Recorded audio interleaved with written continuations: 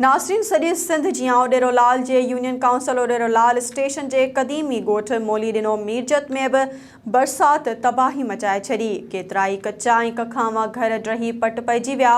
उन हवाले सां ॻोठ मोली ॾिनो मीरजत जा रहवासी SS न्यूज़ सां पंहिंजा वीचार कहिड़ी रीत था वंडनि ॿुधाए रहियो आहे उॾेरोलाल मां असांजो रिपोर्टर शाहिद ख़ासखेली। असां मौजूद आहियूं यूनियन काउंसिल उॾेरोलाल स्टेशन जी वॾी आबादी रखंदड़ ॻोठ मोलेनू मीरजत में। हिते गुज़िरियल बरसात खां पोइ केतिरनि ॾींहंनि गुज़रण बावजूद अञा ताईं हिन ॻोठ में जेको बरसाती पाणी निकाल न थी सघियो आहे। हिननि ग़रीबनि जा केतिरा ई कखांवा घर ढही पट पइजी विया आहिनि, जॾहिं त अञा केतिरा ई घर ढहण जो इम्कान पिणु ज़ाहिर कयो पियो वञे। उन हवाले सां उहे SS न्यूज़ सां पंहिंजा वीचार कहिड़ी रीत वंडीनि था अचो त हिननि खां पुछूं। असांखे हिते का बि सहूलियत कान मिली आहे, न को DC आयो आहे, न के वॾा मथां ऑफिसर आया आहिनि। महिरबानी करे असांजे ॻोठ मां पाणी कढायो वञे। अॼु सुधी असां वटि केर बि कोन आयो आहे। महिरबानी करे असां सां मदद कई वञे।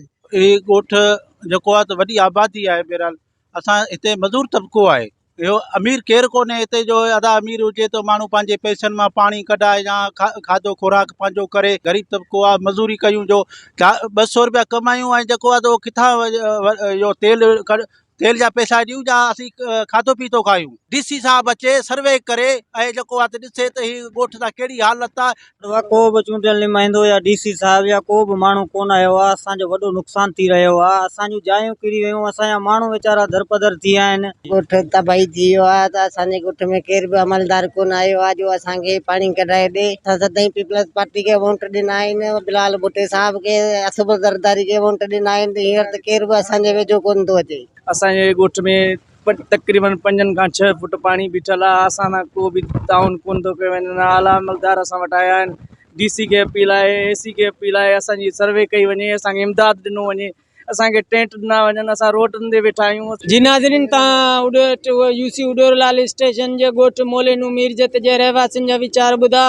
हिननि जो चवणो हो त असांजे ॻोठ जा केतिरा ई कचा ऐं कखांवा घर ढही पट पइजी विया आहिनि। चोतरफ़ ॻोठ खे चौधारी पाणी फिरियो बीठो आहे। केतिरा ई घर ढहण जो जेको अंदेशो आहे। हिननि वज़ीर आला सिंध मुराद अली शाह, चेयरमैन बिलावल भुट्टो ज़रदारी ऐं ॿियनि वसवारनि अमलदारनि खां मुतालबो कयो आहे त ख़ुदा असांजे ॻोठ जो पाणी कढी करे असांजा जेके कखांवा घर आहिनि उहे बचाया वञनि त जीअं असीं पंहिंजी ज़िंदगी ॿीहर नए सिरे सां शुरू करे सघूं। कैमरा टीम सां गॾु शाहिद ख़ासखेली, SS न्यूज़ उॾेरोलाल।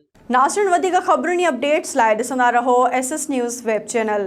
असांजे चैनल खे लाइक ऐं सब्सक्राइब करणु न विसारींदा।